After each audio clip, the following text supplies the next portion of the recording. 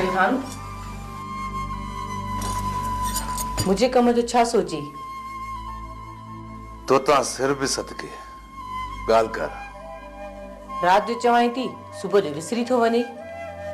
मलूका सब कुछ विसरी वने पर तू याद आई। मुझे करे ये गलत कम छड़े न थो नी। पंहिंजी मोहब्बत खे असांजे रस्मुनि ऐं रिवाजनि जे विच में दीवार न बणाए। मलूका किथे असांजी मोहब्बत में डार न पइजी वञनि।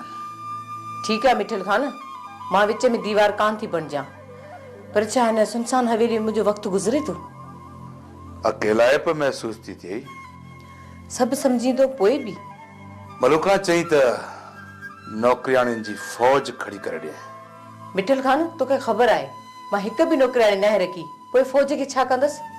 छा घुर्जे हुकुम त करे ॾिस। हुकुम त छा, पर अलाए कॾहिं खां वठी अर्ज़ कंदी पई अचां, उहो ई नथो अघामे। कहिड़ो अर्ज़? ॿी शादी कर। पोइ पछताईंदी। घटि में घटि रास हलण वारी त मिलंदी, हिन घर खे वारस ॾियण वारी त मिलंदी। ठीकु आहे मलूका, अॼु खां वठी तव्हांजे इन हुकुम ते अमल करण जी कोशिश कंदुसि। हुकुम न आहे, अर्ज़ आहे, बसि अघामी पए तव्हांजो एहसान।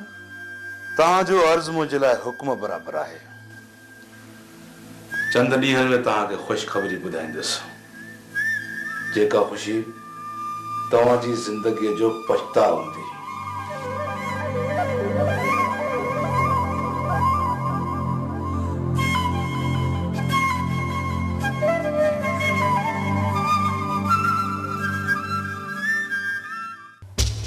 थोड़ी सी मीर यार खानू हिकड़ी गाल चवाए।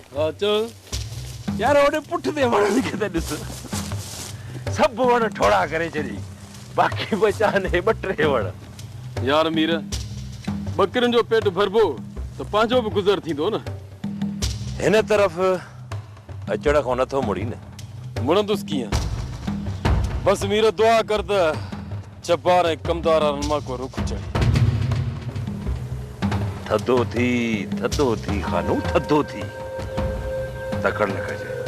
हाने न रोक मुखे, जूता लायण दे न तब भी कोन कुछंदुस।